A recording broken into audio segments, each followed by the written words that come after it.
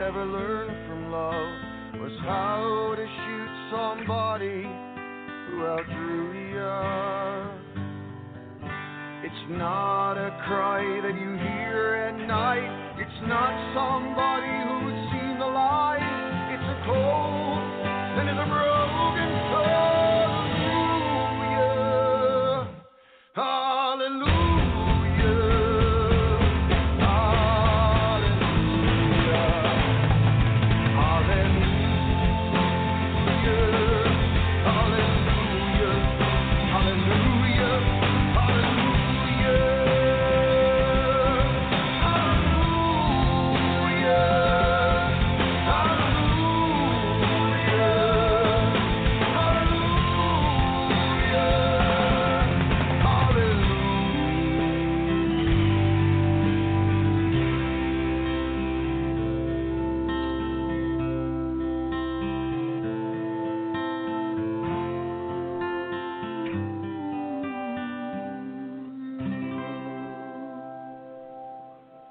Wow. I really love that song. And it was just what I needed to hear today. I really needed to hear that. I love the way his whole I don't know what the name of it is, but I just love the way he remade that song. His voice sounds excellent. Music is excellent. I just love it. Kudos, RJ, on that song. That is a good one. Check out his CD. He has a new CD out. He has more songs on the CD that I'll be bringing into the show little by little. But that one, I just like it. All right. Back to the show. Okay, now I'm getting ready to play the TEDx Talks, The Art of Letting Go by the Minimalist. I knew it had to do with something that had to be minimal, but I just didn't want to say the wrong thing. I just didn't want to say the wrong thing this time. I didn't want to mess up the name. So here we are with TED Talks, The Art of Letting Go by the Minimalist. Please enjoy, and I will be right there with you. Get ready to send out the link to the visual too. Okay? Bye. Here we go. Not bye. Don't go nowhere. Stay and listen.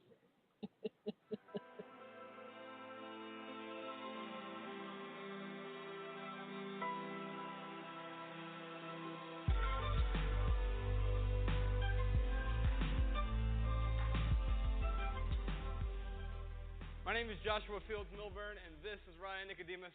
Together we run a website called theminimalists.com, and we promised the folks we'd kick things off this afternoon with something inspirational, something to get you all excited. So I'd like to talk about something uplifting.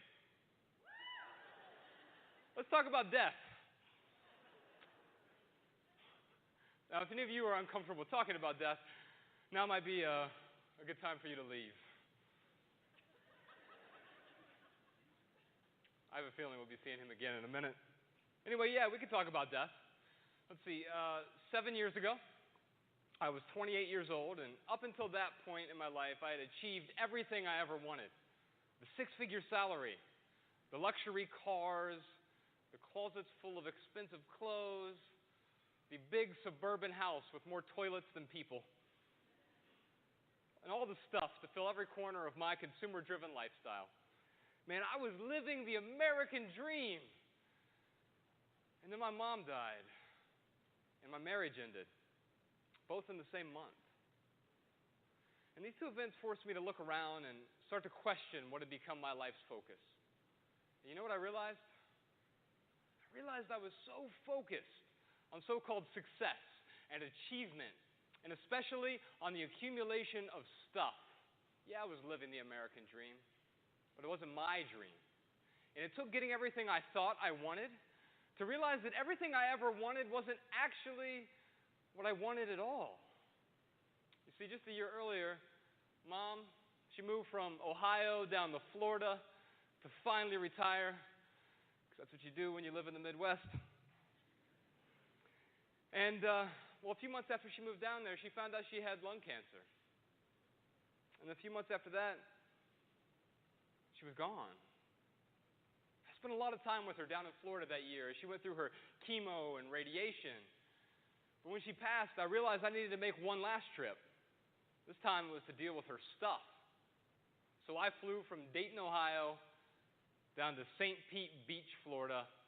And when I arrived, I found about 3 apartments worth of stuff crammed into Mom's tiny one-bedroom apartment. And don't get me wrong, it's not like Mom was a hoarder. She wasn't. I mean, I didn't find any dead cats in her freezer. But she owned a lot of stuff. 65 years worth of accumulations. Did y'all know that the average American household has more than 300,000 items in it? 300,000! But of course, most of us aren't hoarders, right? No, we just hold on to a lot of stuff. We hold on to a lifetime of collected memories. I know Mom certainly did. And so I did what any good son would do. I think that's me on a bad hair day. I called U-Haul. I called U-Haul and I asked for the largest truck they had. In fact, I needed one so large I had to wait an extra day until the 26-foot truck was available. And as I waited for that U-Haul to arrive, I invited some of Mom's friends over to help me deal with her stuff. I mean, there was just too much stuff to go at it alone. Her living room was stuffed with big antique furniture and old paintings and more doilies than I could count. She loved doilies.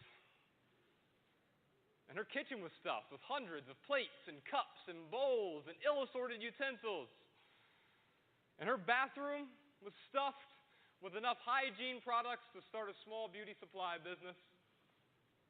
And her linen closet, well, it looked like someone was running a hotel out of her linen closet, which was stuffed with mismatched bath towels and beach towels and bed sheets and blankets and quilts.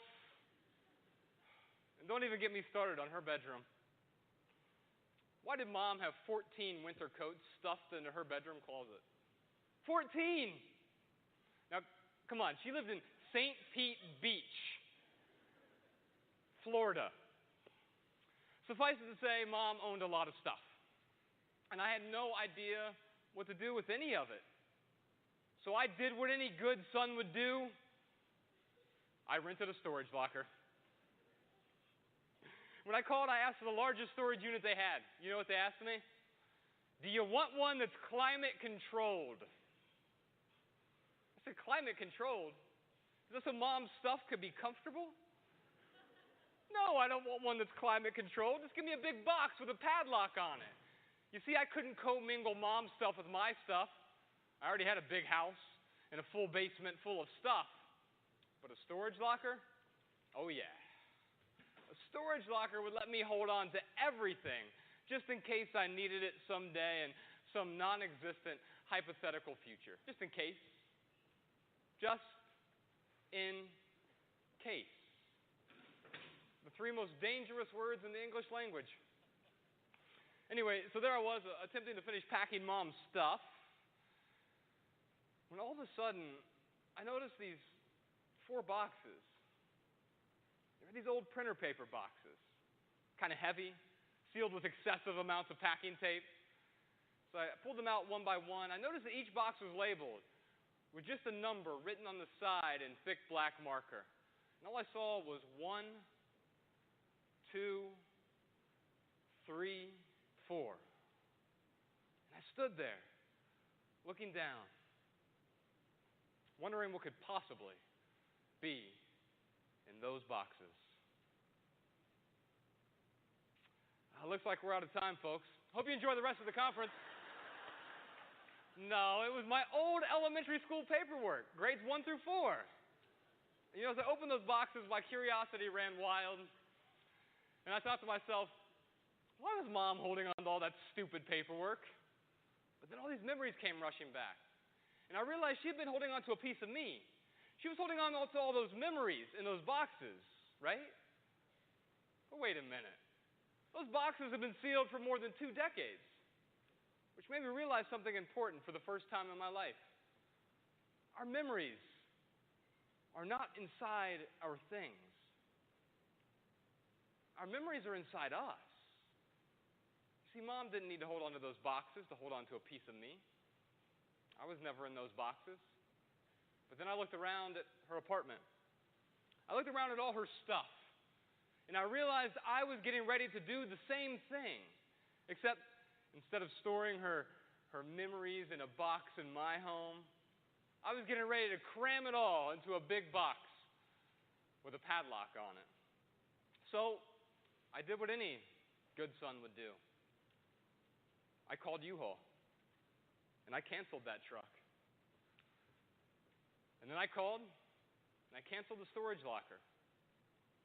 And I spent the next 12 days selling or donating almost everything. And I learned a bunch of really important lessons along the way. Not only did I learn that our memories aren't in our things, they're in us, but I also learned about value, real value. I mean, you see, if I'm honest with myself, I was just going to selfishly cling to Mom's stuff. But of course, I wasn't going to get any value from it as it sat there locked away in perpetuity. But the truth is that by letting go, I could add value to other people's lives. So I donated much of her stuff to her friends and local charities, giving the stuff a new home. And the things I was able to sell, well, I was able to take that money and give it to the charities that helped her through her chemo and radiation. And when I finally returned to Ohio, I returned with just a handful of sentimental items. An old painting, a few photographs, maybe even a doily or two. And the final lesson I learned, well, it was a practical one. While it's true that sometimes our memories aren't in our things, it's also true that sometimes the things that we have can trigger the memories that are inside us. So while I was still in Florida, I took photos of many of Mom's possessions. And when I went back to Ohio, I went back with just a few boxes of photographs, which I was able to scan and store digitally. And those photos made it easier for me to let go, because I realized I wasn't letting go of any of my memories. Ultimately, I had to let go of what was weighing me down before I was able to move on. And to move on, well, I had to look in the mirror and take an inventory of my own life. Turns out, organized life. But really, I was just a well-organized hoarder. I mean, everything looked great, sure, but it was just a facade. And I knew I needed to simplify things. And that's just where this beautiful thing called minimalism entered my life. And for me, it all started with one question. How might your life be better with less? You see, by answering this question, I was able to understand the purpose of minimalism. Not just the how-to, but the why-to. I learned that if I simplified my life, I'd have time for my health, for my relationships, my finances, my passions, and I could contribute beyond myself in a meaningful way. You see, I was able to understand the benefits of minimalism well before I ever cleaned out a walk-in closet. And so when it came time for me to actually declutter my life, I started small. I asked myself another question. What if you removed one material possession from your life each day for a month? Just one. What would happen? The end result? Well, I unloaded way more than 30 items in the first 30 days. Like way, way more. It became this kind of personal challenge, discovering what I could get rid of. So I searched my rooms and closets, cabinets and hallways, car and office, rummaging for items to part with, retaining only the things that added value to my life. Pondering each artifact in my home, I'd ask, does this thing add value to my life? And the more I asked this question, the more I gained momentum. And embracing minimalism got easier by the day. I mean, the more you do it, the freer and happier and lighter you feel, and the more you want to throw overboard. For me, a few shirts led to half a closet. A few DVDs led to deep sixing almost an entire library of discs. A few decorative items led to junk drawers who shed their adjective. It's a beautiful cycle. I mean, the more action you take, the more you want to take action.